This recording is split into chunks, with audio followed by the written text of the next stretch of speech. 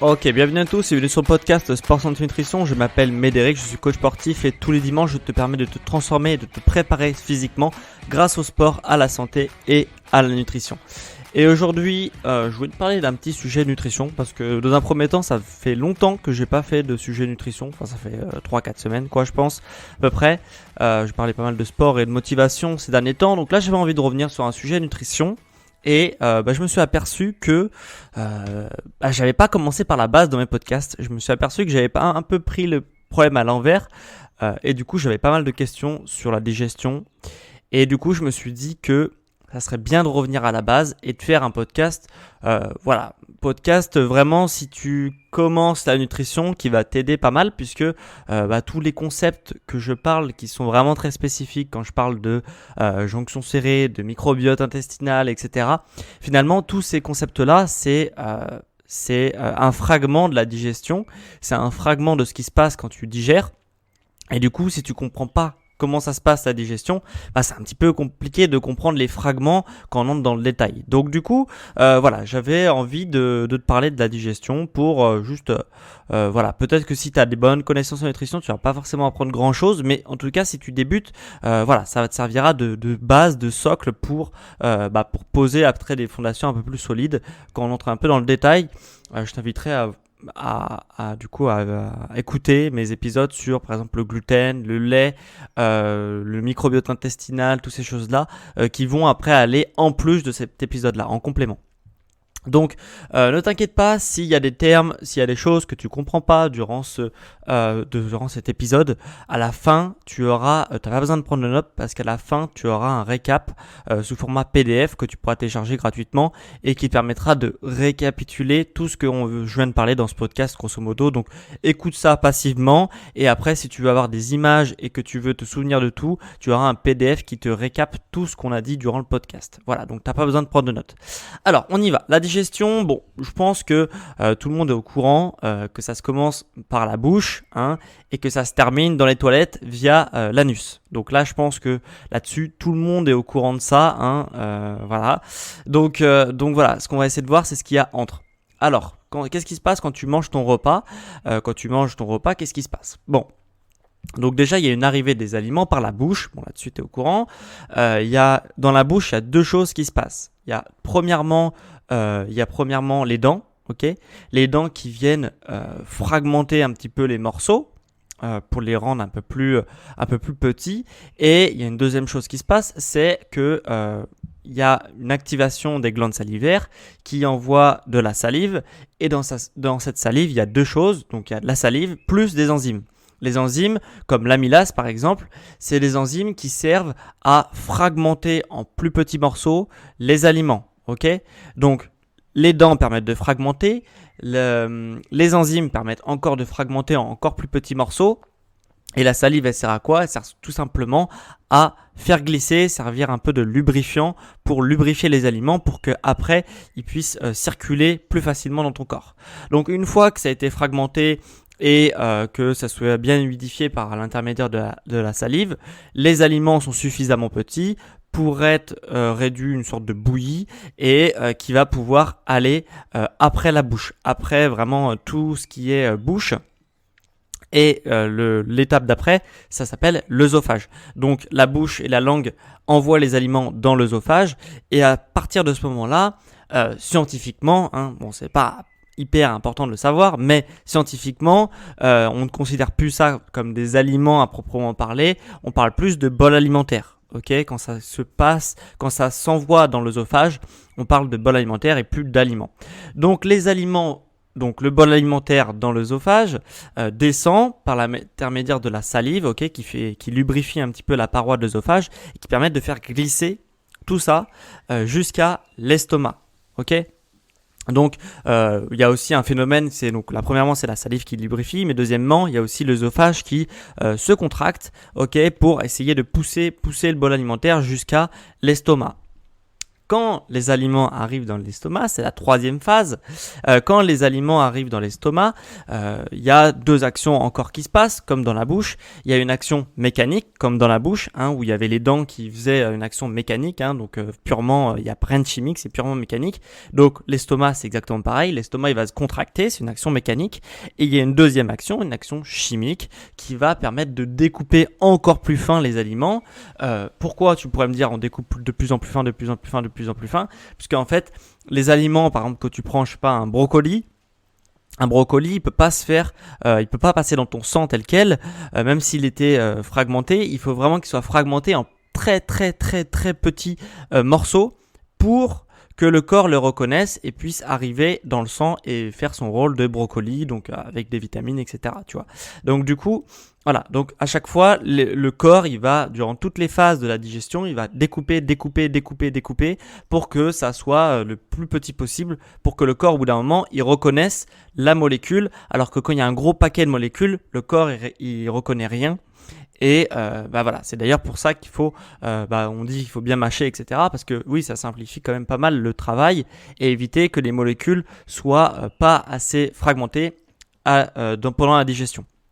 En tout cas, ça demanderait beaucoup plus d'efforts à ton corps pour le fragmenter. Donc du coup, voilà, donc l'estomac, le bol alimentaire arrive dans l'estomac se contracte, ça commence à fragmenter les aliments. Plus après, il y a des sucs gastriques qui sont extrêmement acides, qui viennent aussi, ronger les aliments, ok, pour les fragmenter encore plus. Donc, l'acidité de l'estomac fait que ça se fragmente. Une fois que ça s'est fragmenté vraiment en petits morceaux, là, on a vraiment quelque chose qui est presque liquide, ok. Une fois qu'on a ce bol alimentaire qui devient liquide, on l'appelle chyme. Ok, donc là, au début c'est des aliments, après c'est un bol alimentaire et maintenant ça s'appelle un chyme. Donc je sais que la science c'est un peu compliqué, à chaque fois il y a des termes pour tout, mais voilà, si tu vois chyme dans un livre, tu sauras que on parle d'aliments en fait. C'est juste que les aliments quand ils se retrouvent, le bol alimentaire quand il se retrouve dans l'intestin grêle, puisque du coup on a fini l'estomac, on va passer à l'intestin grêle ou petit intestin, on appelle ça aussi, et du coup c'est un liquide qu'on appelle chyme. Donc le chyme va le long de l'intestin grêle. L'intestin grêle c'est l'intestin qui est hyper sinueux, et la particularité de cet intestin grêle c'est qu'il est composé de villosités intestinales. Ok, les villosités intestinales, qu'est-ce que c'est ? C'est que en gros la paroi de l'intestin elle est fripée un petit peu, tu vois. Elle est fripée. Pourquoi elle est fripée cette paroi intestinale ? Puisque en fait c'est un peu comme un accordéon. Ça permet d'agrandir la surface d'échange. Je te fais le parallèle avec l'accordéon. L'accordéon, admettons, il fait, quand il est plié, il fait 20 cm, j'en sais rien, ou 30 cm. J'ai pas eu souvent affaire avec un accordéon, mais voilà. L'accordéon, on va dire qu'il fait 30 cm quand il est plié. Et quand tu le déplies, quand tu tires dessus, il fait, il peut faire 50, 60 cm. Pourtant, il y a exactement la même quantité de tissu, ou je sais pas c'est quoi la surface, mais dans l'accordéon. Il y a exactement la même surface de tissu. C'est juste que comme il est plié et qu'il est un petit peu fripé, l'accordéon, et quand tu le plies, ça te permet qu'il soit plus petit. Et quand tu le déplies, il y a exactement la même surface, mais il paraît plus grand. Et du coup, l'intestin grêle, c'est exactement pareil. Le fait qu'il soit fripé, ça permet de rentrer beaucoup plus de surface d'intestin dans un plus petit espace. Je sais pas si c'est bien clair, mais en gros, voilà, tu arrives à rentrer plus de surface. Et si tu dépliais l'intestin grêle, il ferait, je crois, c'est un truc genre 250 mètres carrés, un truc comme ça. Si je dis pas de bêtises, mais c'est un truc énorme. Et comme il est plié en des millions de villosités intestinales, et du coup, ça fait une toute petite chose, et que si tu déplierais, ça serait beaucoup plus grand. Et dans le but de quoi il est plié? De justement maximiser la surface d'échange. Pourquoi maximiser la surface d'échange à l'issue à cette étape d'intestin grêle? Tout simplement parce que c'est à cette étape que le chyme, donc les aliments qui ont passé le bol alimentaire, qui sont devenus chyme, vont faire leur rôle justement de nutriments. Ok, donc c'est-à-dire glucides, protéines, lipides. Les glucides comme source d'énergie. Bon, je te la fais rapide. Les glucides comme source d'énergie, les protéines comme source de matériaux pour construire ou pour réparer, et les lipides pour, par exemple, pour tout ce qui est système nerveux. Donc voilà. On a trois rôles et puis bien sûr les vitamines, etc. Bon, je te la fais rapide, mais en gros, c'est à cette étape-là que les protéines vont faire leur rôle de protéines, les glucides vont faire leur rôle de glucides, et etc. Et pourquoi à cette étape-là? Puisque en fait, les villosités intestinales, par l'intermédiaire des jonctions serrées, donc ça j'en ai déjà parlé sur mon épisode notamment sur le gluten, mais les jonctions serrées, c'est ce qui fait la jonction entre l'intestin et le sang. Ok, donc c'est si tu zoomes au niveau des villosités intestinales, tu vois des jonctions serrées, et ces jonctions serrées, elles permettent de sélectionner ce qui doit passer dans le sang et ce qui doit continuer son chemin jusqu'à la sortie, jusqu'à l'anus, grosso modo, jusqu'à la sortie de l'intestin, du gros intestin cette fois-ci. Donc les jonctions serrées sélectionnent, toi un peu comme un videur, toi tu pars, toi tu restes, toi tu pars, toi tu restes, etc. Donc elles sélectionnent comme un videur de boîte un petit peu pour savoir qui doit passer dans le sang. Ok, toi tes glucides tu passes dans le sang, toi tes je sais pas quoi, tes non identifiés tu sors, tu vois.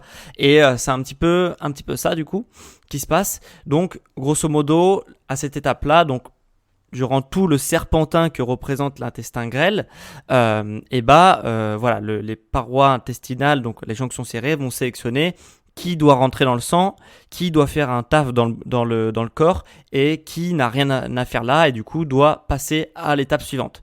Et l'étape suivante, c'est quoi? C'est le gros intestin. Donc là, le gros intestin, il reste quasiment plus de nutriments à cette étape-là. Il reste ce qu'on appelle les fibres alimentaires, donc c'est des glucides.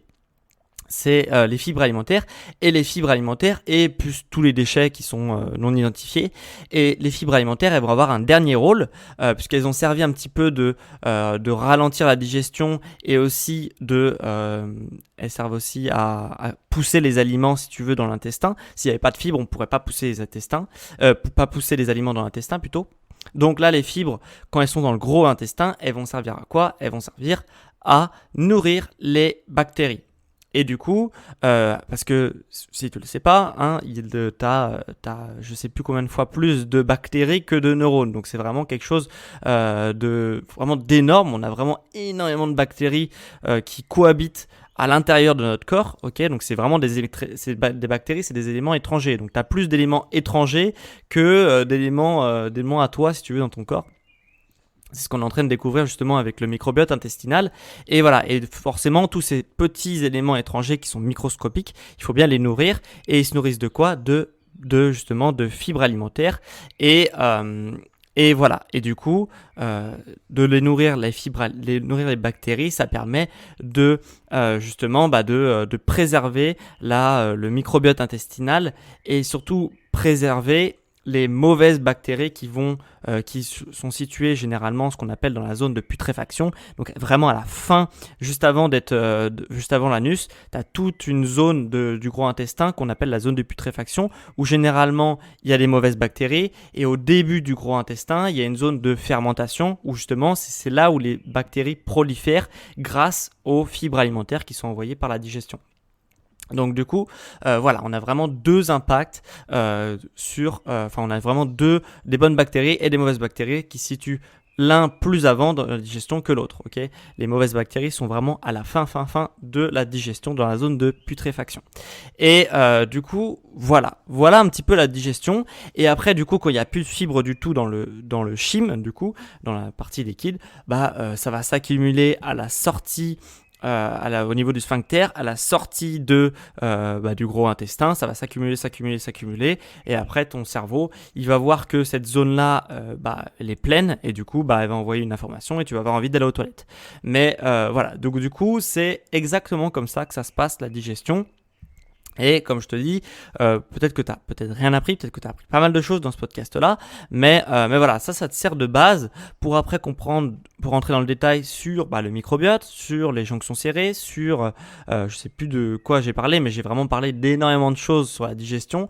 Et si tu comprends bien le schéma que je t'expliquais, tu vas comprendre vraiment bien comment ça se passe au niveau de ton corps, et ça va te permettre aussi de mieux t'alimenter, parce que la finalité, c'est pas de comprendre comment ça se passe et après terminer, tu vois. C'est vraiment de de comprendre comment ça se passe dans ton corps pour après pouvoir mieux t'alimenter. Et quand tu fais des choix alimentaires, pouvoir juger si c'est des bons choix ou si c'est des mauvais choix. Et si tu fais des mauvais choix, de le faire en ton âme et conscience et pas te faire avoir par des choses qu'on te dit, notamment sur le plan marketing. Voilà. Donc voilà, c'est vraiment le but de cet épisode-là, de comprendre tout ce qui se passe autour de la digestion. Je le répète, si il y a des choses dans le podcast que tu n'as pas trop compris, que tu aimerais que je revienne dessus, etc. Donc soit tu réécoutes le podcast, soit tu télécharges mon PDF, où je te resynthétise un petit peu toutes les différentes étapes de la digestion à chaque fois, et je te note quelque chose comme ça, tu peux faire tes petites recherches si tu n'as pas compris une ou l'autre étape de la digestion. Ça, c'est la première chose. Et la deuxième chose, c'est que je voulais te prévenir que donc en description, comme tout le temps, il y a mon agenda qui est en ligne. Et si tu veux qu'on fasse un bilan personnalisé offert dans la semaine ou dans les jours qui viennent pour qu'on parle de ta situation et tes objectifs et comment atteindre ces objectifs sur du court moyen terme, je t'invite à prendre rendez-vous avec moi pour faire un bilan personnalisé. Le lien, il est dans la description, donc tu peux cliquer dessus et réserver ton rendez-vous qui est offert. Voilà, donc on en a fini pour ce podcast sur la digestion, j'espère qu'il t'a plu. Si t'as plu, tu peux mettre 5 étoiles et voilà, et tu peux aussi mettre un avis sur Apple Podcast, ça m'aide énormément au référencement de mon podcast. Voilà, je te remercie et on se retrouve du coup dimanche prochain pour un prochain épisode sur le sport, la santé et la nutrition. Ciao les sportifs!